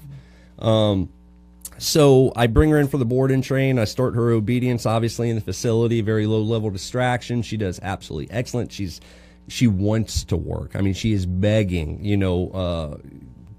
doing the through command, within 10 minutes of teaching her, all these things. Obedience was flawless. So I don't know if you remember this, but I called you up like maybe 4 days into it, and I said, hey, man, I need to start her on distractions. Do you want to go to Gainesville and go walk that shopping center, which are very mild, low-level distractions. So he's like, yeah, for sure. So I throw her in the truck, and I go pick Nick up, and we head out to Gainesville. And he's like, so how is she? As we're driving up there, I'm like, oh man, this dog. He's all bragging. Yeah, like I wanted him to come because I'm like, he's like day 4. Watch how flawless she is. Like maybe you can learn something, Nick White. Come watch me train, right? So we get out to Gainesville, and Aura, it was just a shit show. Loses her. She is screaming at the top of her lungs. I mean, screaming, like literally, like I'm punching the shit out of her as she's just walking. To clarify, he's saying like that, not that he was. I was not. So, let's clarify. Let's clarify Jesus. that. More emails coming, I guess, huh? So anyhow, I did that, man. I did exactly what we both agree we should do. We should desensitize. The obedience is there. Spend a ton. And I did. I spent hours upon hours upon hours standing on intersections of busy Fredericksburg. Oh my God, man! Yeah. And it just, he was in Fredericksburg so much with that dog. They looked like a homeless couple. Yeah. And like people, like Joe had a Starbucks, and people were like walking by, dropping coins in his cup. And I didn't say shit. No, but so I did all this, and yeah, it helped a little bit throughout the 2 weeks, but it by no means did it cure it. And I told the owners that. I was like, this is not cured by any means. It's going to help. But you're still going to have some issues. At that time, I wasn't convinced that there wasn't an underlying issue, or if she just had generalized anxiety and needed medication. Told them to go seek, go talk to their vet, see what their vet says. So then I spoke to them about maybe she needs a job, man. Maybe she just needs to work. So I got her in here for the detection board and train with me 3 weeks. And she was a rock star. She's fucking natural, man. Like I'd love to take credit for her, and I will a little bit, of course. She was like police dog on detection. She really was. Like day 6, focused response. Yeah. I mean, she was absolutely amazing. And let me tell you guys, that was the secret sauce. I took her downtown later on that week after week 1 of detection, just doing it every day. I took her downtown, and she was the calmest, chillest dog, much better ever. That was the missing ingredient, the secret sauce. So sometimes, my point in this long drawn out story is sometimes your dog doesn't need medicine. Obedience doesn't do it. Desensitization doesn't do it. Maybe that third element right there, that job. Well, and the combination of all of them. Yeah, and the combination of all of them, sure. Because it kind of took all of those. Yeah, so maybe that third ingredient right there is what your dog needs. And the job, we've discussed this on the show before. Mental and physical stimulation, yeah. Yep, so... wear her out mentally. Now she's worn out mentally, goes to Fredericksburg. She's like, I'm good. I'm chilling. I love that dog. My anxiety's low. Yeah, Aura was absolutely amazing, specifically when she got over that crap. So, shout out to Aura and her owners, super great people. I want to talk about, I know we're kind of going back and forth here, but I want to get back into separation anxiety for a second. because problem I see with tons of dogs. Yep, I want to know your opinion on this, and I'm legitimately curious on this. Dogs that have separation anxiety and have had free roam of the house their entire lives. Let's just say dog is a year and a half old. Okay, which is a bad move. They had. Oh, okay. I agree with you on that, and I think most people will now after seeing a few of your former live videos. But has separation anxiety, and the owner wants to know, okay, I want to get him over this. Do I crate my dog where it's 1,000 times worse, or do I just put him in another room where? I mean, I would. You see what I'm saying? Yeah, I mean, if the option is the dog is really miserable in the crate, he can be in another room but chill, like he's not destroying stuff. I would say, then yeah, that's fine. But what if that's not the case? I mean, what if the question is he still acts fucking crazy when he's in another room, and he's like, but destroying the mattress? Yeah, and stuff. yeah, but he can harm himself, whatever. But he acts even crazier in a crate. And it's a anxiety-proof crate. We'll just assume that you went ahead and got that. All the stars are right. Yep. All the stars are right. Do you just do the crate? Yeah, I would. I mean, yeah. Well, if you truly want to get the dog over the issue, that's the key. And protect him at the same time. Yeah, that's the key. Is do you really want to get the dog over the issue? As I always say, I'm a firm believer. A dog with separation anxiety needs more separation. I mean, Toulouse and me, it was a textbook. I mean, literally a Webster dictionary definition of that is there no separation, which is what made it incredibly hard to even walk 3 feet from them when I put them in a down, a sit, or a place, or really anything else, as you'll see in the video. So I always say, if your dog has separation anxiety, the solution is more separation, and try to do that in as safe, positive, controlled manner as possible. And you can, and I always say it's kind of like noise desensitization. Do it even in baby steps. Like, I'm not saying, all right, since I told you that, go out today, buy a crate, put your dog in the crate, and put him in a spare bedroom and leave him there for the next 14 hours, to start. No, like maybe it's the crates in the living room with you, and you just put him in the crate for an hour. Or maybe it's just simply going into the crate. Yeah. Right? Maybe that's part of the anxiety. Yeah, or something to even break it down at a more elementary level. And then just baby step it, just like the noise desensitization is like, all right, I'm watching TV. He's used to sitting on my lap literally the entire time, which was Toulouse's thing. So now I'm going to put him in the crate and 10 feet away from me while I sit here and watch TV for an hour, then 2 hours, then 3 hours, then 4 hours. Then, all right, I'm going to put him in the crate in my bedroom, and then I'm going to put him in a crate in a different room, and just slowly, slowly do it. So that way they build that, you slowly are building that threshold. And that's where a lot of people and trainers I see mess up, is they try to progress the dog too quickly, too fast.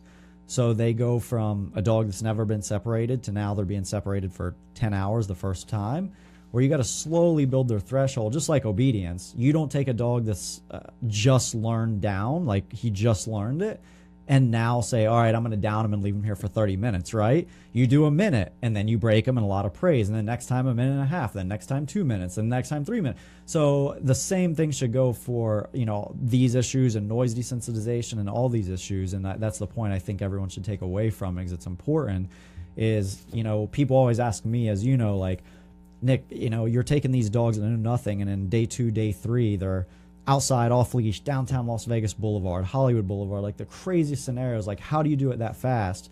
And I always say is a lot of people try to get fast results by skipping steps, where I progress through all of the proper steps quickly. And it sounds like one of those small semantics things, but it's literally... There you go. There's the secret sauce, everyone. You just got it. And there it is. And it's literally, it sounds very similar and just like a bullshit semantics issue, but that is literally the 99% issue. Is a lot of trainers try to get results really quick by skipping steps, and I get results really quickly by going through all of the proper steps, but progressing them through them quickly. And that's what you should do with separation anxiety, noise desensitization, all those things. And for you guys, you don't even have to do it quickly. I got 5 days usually when I'm working with like Ryan Reynolds' dogs and Mia's dogs. So I have no choice, but you have your dog for 15 years. So you can take as much time as you want.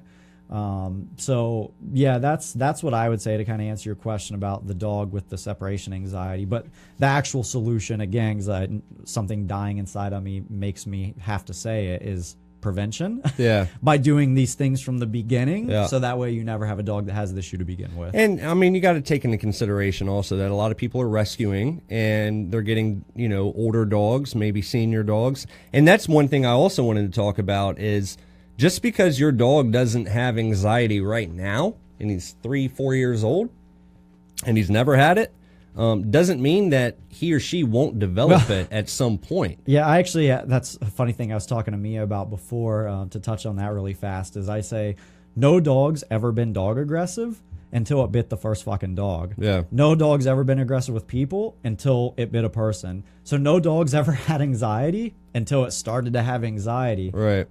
And to kind of come again full circle, it goes back to what I said earlier about the key for all owners should be is as soon as you start to see any evidence of any of those things, like, he's starting to be a little bit more reactive to people than he used to, or he's starting to be a little more nippy with dogs. As soon as you start to see those issues, that's when you need to make the call. Those warning signs I gave out. Yeah, don't wait 5 years of this and then say I need to fix it, because then it's so much harder to fix, because, it's like a good quote. I don't know who said it, but it's just a really good quote I always keep in mind, where it says, the chain of habits is too light to be felt until it becomes too heavy to be broken. Yep. So I feel like it's same with dogs. It's so small and so light that you're like, it's not that big of a problem. It's not that big of a problem. It's not that big of a problem. Holy shit, this is a major problem. So it's same. It's like the chain of habit is too light to be felt until it becomes too heavy to be broke.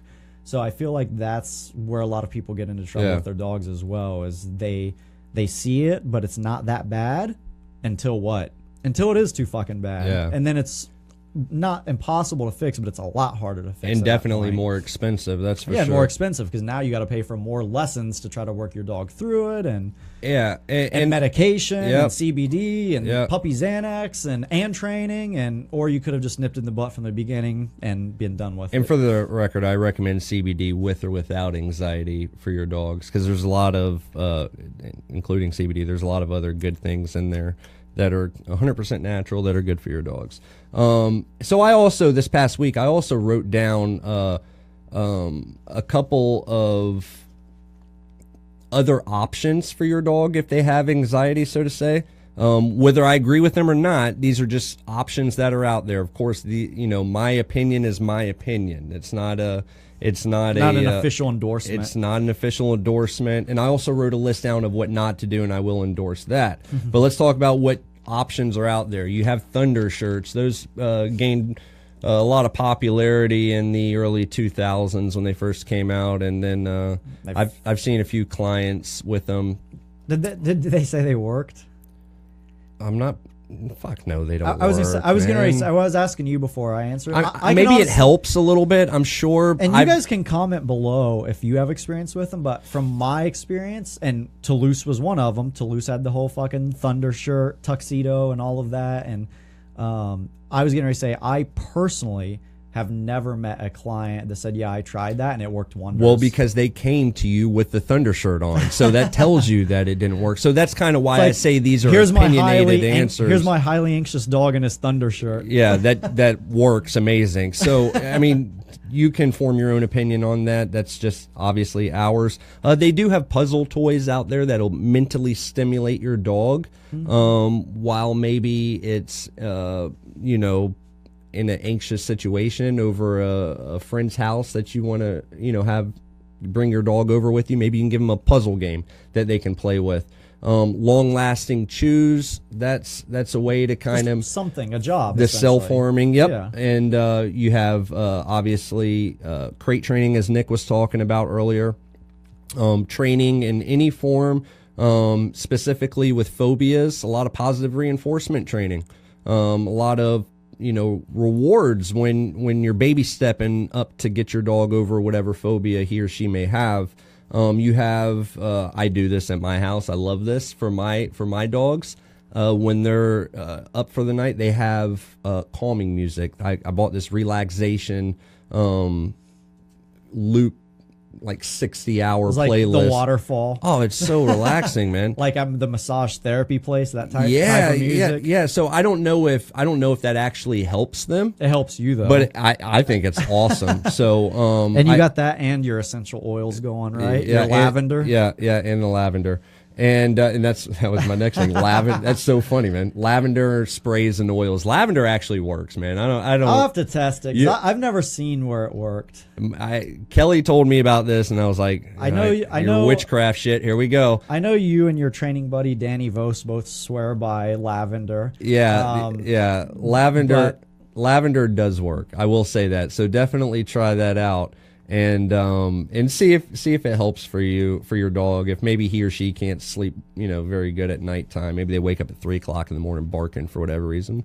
Throw some lavender and spray a little lavender in there. Throw some lavender and some waterfall music, and that'll get you squared away. There you go. And then of course you have the CBD oil, which I'm a huge advocate for. Nick's a huge advocate for. A lot of people are coming out of the woodwork saying they're huge advocates for it, so listen to them. Well, I kind of feel like, CBD, to kind of clarify for everyone out there, it's legal in all 50 states in the U.S. It's non-psychoactive. But I feel like CBD and marijuana, even THC, I feel like there's an overwhelmingly amount of actual scientific research that's coming out to support it, and I feel like a lot of the pharmaceutical companies have been able to squash it for so long because we didn't have the internet and social media where everyone's sharing their experiences and all of that. Where now I feel like there's so much actual legit. I'm not a scientist, but so much actual legit scientific evidence to support the positive effects that these things have on it. And I think in the next 10 years, you're gonna see it as a mainstream, like how everyone knows of Advil, like, oh, I take Advil. I feel like it's gonna be like I smoke a joint. Yeah, I honestly, and hopefully we can watch this podcast in 15 years, like in our augmented reality, and we are the next Nostradamus. And our augmented reality contact lenses that we have on, and watch this. But I truly feel like I'll say 10 to 20 years, like CBD, THC, those things are gonna be like the Advil. Where now everyone's like, oh, I got a headache, I pop an Advil, or swollen joints, pop a Tylenol. I feel like those are going to kind of be the replacement for those. And it's hard to talk about, take CBD out of it and just talk about marijuana, which has CBD in it as well. It's hard to talk about that without people wanting to immediately go political and all that shit. Like, I don't even want to get into that, but what I will say is that now, as Nick was saying, there's science that backs it. Like, unless you're a scientist that disagrees with it, then email us. Yeah, then your opinion's kind of irrelevant, just like mine is, but fortunately a lot of the scientists do agree. But and there's just so many numbers backing it now. It's not one study. There's hundreds upon hundreds of studies talking about the health benefits to CBD and THC and all that stuff. And that's the great thing about social media is you see the videos all the time, like with the people with Parkinson's and seizures and stuff like that, and then they, hit some CBD or some THC, and literally like in 30 minutes they're operating a normal life again. So don't immediately go with this stigma that we've been told our entire lives that drugs are bad. Don't, you know what I mean? Like, maybe, just maybe, that the marijuana plant does actually hold truth to what people have been saying for years. Now that all these, do the homework yourselves. I mean, don't obviously take our word for it, go or all the scientist words for it. Just do your own research. Scientist white. But yeah, do your own research and make your own opinion on it, which it will only be your opinion because now facts back it. So there's that. There's they have exercise, obviously exercise routines you can put your dog through that may be enough for them to help with the anxiety. Some people actually get their dogs weekly massages. That's completely accurate and true. It was on the internet. Weekly massages? Weekly massages. I need to get one of those owners to sponsor me. If your dog lives a better life than you, as far as, man. Their dogs are like... Adopt me, huh? Their dogs are eating like raw food, like smoking CBD every day, getting massages. Yeah. And then of course they're... Jesus. I got their shades on. And then of course there's the medication route.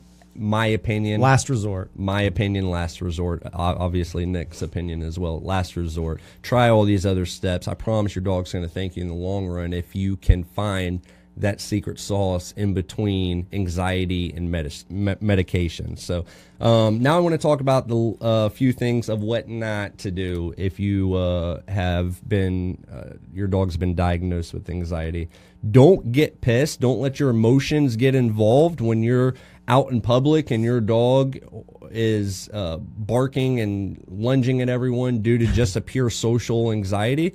Get pissed and let your emotions take over and start abusing the dog. I mean, don't take it out. It is not the dog's fault. I can 100% assure you that. If anything, it's your fucked up fault. And then that's going to increase it, because then they associate getting anxiety with like getting their ass whipped or another negative experience. So now they're real. Like, just imagine if every time Joe went to fly and he started getting anxiety, I punched him in the face for having anxiety.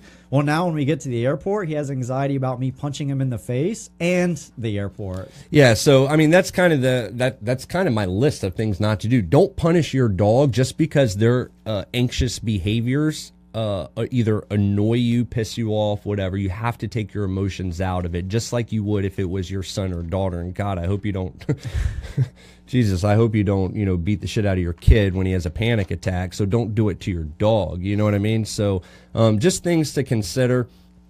Again, we're not saying that medicine is terrible. Don't do it. We're not those guys. Smoke weed, don't ever do medicine. We're not those guys, I promise you. But what we're saying is that it's not necessary as many times as you may have been told that it's necessary. And it shouldn't be the primary. And it shouldn't be the primary. Yeah, it shouldn't be the first thing you go to. It should be the last. That's the point you should take away from this is try everything else, and if none of those things work, then do that, where I feel like that becomes... I mean, we have dogs all the time who's on medication for anxiety and stuff like that that's never been through a training program in their life. So it's literally their first resort, where that's all we're saying is make it the last resort. If you tried the training, you tried the CBD, you tried the desensitization, you've tried all these right things and you're still not getting anywhere, then that's when you go to that. And if you have any other questions, guys, you can email us. We'll try to get to them as soon as possible. Can't guarantee that it's going to be a really, really fast turnaround time, but we will get to them. If you have any questions, you can email us, info@thedogshowpodcast.com. Anything else you wanted to add about the anxiety portion of it? Anything that you think that we missed that they need? We could literally talk hours. Yeah, actually, let me add one more, because as Joe said, I could talk about any subject in the dog world for hours and be happy doing it, because that's what I like. But one of the things you shouldn't do that I see happen a lot, and I saw it done with Mia and her second dog, Princess, is rewarding the behavior. That's like, if you watch the second dog's video, Princess, that dog didn't have anxiety, but she was super submissive, like super, super submissive. So meaning a human comes up to her and she would roll on her stomach, like just boom, default to her stomach, and just super submissive behaviors. And when she does that to people, like people pet her, they're like, oh, like I'll rub her on. So that's a good point. I'm glad you brought that up. Now they're reinforcing, the submissive behavior, and I see it a lot with dogs with fireworks. When the dog comes running, it's okay, baby. When the dog comes running to you, you're like, oh, it's okay, buddy, it's okay, you're fine. And you're like petting the shit out of Worst them. thing. And as I always say, like kind of my running kind of thing I like to point out is comfort is just another word for praise. So what do you do when you comfort your dog? Think about it. You're like, oh, it's okay, buddy, you're fine, Rex, it's okay. What do you do when you praise your dog? Oh, good job, Rex. Good job. You did. Oh, that was such a good place. So in your dog's mind, it's the same mannerisms, it's the same voice, same tonality, same physical. Everything's the same. So you're reinforcing, like you get rewarded for showing the behavior of fear. And even with kids, if your kid is afraid and you pick them up every time that they get afraid, then they're just that's going to be their go-to, because they love being carried because they're a kid. And that happens. They're just going to live and be in a state of fear because that's what you've reinforced to them. So it's like the kid that throws a fit. If you throw a fit in the middle of the mall and now you buy the toy for the kid, you reinforce the behavior. You throw a fit and you get positively reinforced. Where when I was a kid, I throw a fit in the mall, my dad whipped my ass for it, and then I learned don't do that behavior. So I'm not saying to whip your dog's ass, I'm just making an analogy. Is if you see your dog's afraid of something, work them through it. Don't reinforce the fear. Yeah. So that's all I have to add. No, I'm glad you put that in there. That's actually a very critical part to all of this. So what do you got going on Anything coming up? I'm still working to get the. I have Vinny from Vinny from Jersey Shore. I'm working at getting his dog scheduled. It's supposed to be the end of March, but he's actually filming a show right now. Oh, is it? A new show that's coming out. So his scheduling's all messed up. So Vinny from Jersey Shore, I'm still trying to work the scheduling for his dog. And then March, I think 7th, 8th, and 9th, I am teaching a tracking seminar in Lehigh Valley, Pennsylvania. And then May, I go to Auckland, New Zealand for a private seminar for 2 dogs. I'm really excited about that. 2 5-month-old Wheaten Terriers. So that should be pretty fun. And then also in May, I'm excited about this. I have comedian Brian Callen's dog. Dude's hilarious. Yeah, super funny guy. If you guys haven't followed Brian Callen on Instagram, it's super funny. One of the funniest guys ever. He was in the Hangover movies. He's been in a lot. He's Joe Rogan's best friend. Yeah, he's Joe Rogan's best friend. If you ever watch the Joe Rogan podcast, I think he's been on there more than any guest ever. So, like, one of the most funny guys out there. So I have his dog May 23rd in LA. So I'm really looking forward to that. Cool. He has a German Shepherd, no real issues, just doesn't listen for shit. I mean, Brian makes everyone laugh, but even his dog laughs at him. So I'm going out there to try to get that situation squared away. And cool. That's what I have on the roster coming up. Good stuff, man. You? I'm taking a break. You retired? Yeah. No, I'm just taking a little temporary break, focus a little bit more on business stuff, and give that my attention. We're going out to Vegas just for a little vacation trip for about 5 days next week, so I'm excited about that. Get away and hopefully turn the phone off for a week if Nick will let me. I won't. He won't. And so I'll do that, and then come back and keep doing the business side of things, working on some more, getting some more guests in for us for the podcast. We do have a big lineup. Tell everyone about the guest we have coming up. So we have Dawn. What's her last? Like Rabinowitz? It's hard to say. It's hard to say. It's hard to say her last name. She is a professional photographer for the canine community. She does a lot of work on police departments, military, and even sport dogs, right? So she's the owner of Canines on Duty. Canines on Duty. Pretty much, she goes around to a lot of the top departments, like Boston, places like that, and photographs for their canine units and stuff like that. Does really, really awesome stuff, really cool stuff. So we have her on. Yep. So we're looking forward to having her on. That'll be a fun show for sure. And then we have Jeff Shedler, which I call the godfather of tracking and trailing. He's going to be in here as well in March. Super excited. Nick and I have personally worked with him down at his facility down in South Carolina. You thought it was Georgia. Yeah. We were down there for about a week, and Jeff's super, super good dude, great guy. He would feed us every night, and we'd go into his house and eat dinner and just literally talk about dogs for hours. So very excited to have him on and share his knowledge and passion with everyone. We have the owner of Scent Logics, David. Yep, he's coming in. Do we know? We don't have a date on him just yet, right? Yeah, we're looking at, for David at Scent Logics, we're looking at like the 3rd to 4th week of March for him. Nice. And this dude is, if you guys aren't familiar with Scent Logics, it's like the pseudo drugs, explosive scent that a lot of the law enforcement, a lot of military use, like Von Lake Kennels use, where it replicates the odor, whether it's PCP, whatever the odor is, black powder. And he's a legit scientist. Yeah. And his shit's the best, I mean, by far. So we have him on, and he'll be talking about David, who's the CEO of Scent Logics and the scientist and researcher and all of that behind Scent Logics, to talk about like the science of odor and how odor works and how dogs detect odor and just like the legit, like, not dog trainer, but like the science. That's awesome. Like the dog's olfactory system and how it works in conjunction with odor and just all of this scientific shit. So excited about that, man. I'm super stoked about that. And then just a few days ago, I was talking to somebody that you and I both know, which is Gio Gonzalez of the Washington Nationals, starting pitcher. Good friend of ours. We trained both of his dogs, Kylo and Stitch.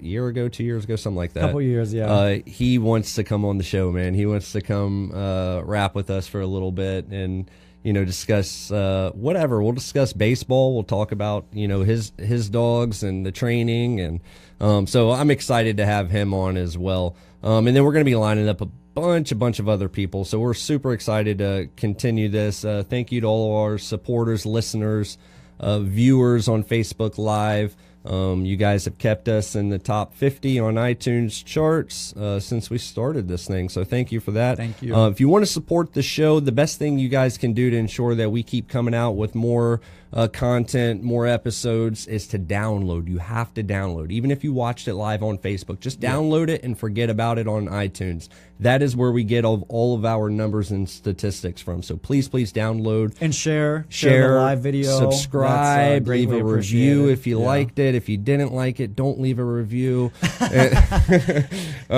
you liked it, review. If you didn't like it, email us. Yep. And as always, guys, if you need a reputable trainer in your area, head to offleashcaninetraining.com. We have a trainer locator on the main page. You can type in, how easy is it? Tell them, Nick.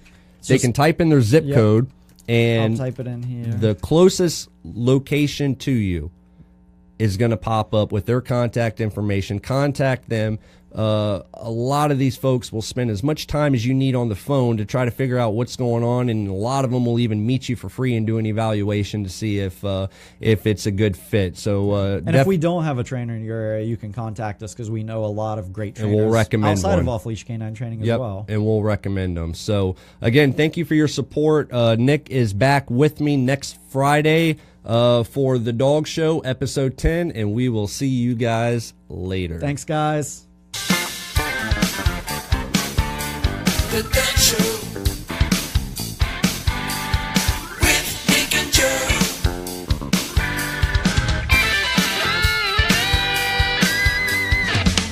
I got that shit down. That was amazing. Thank you. The Dog Show.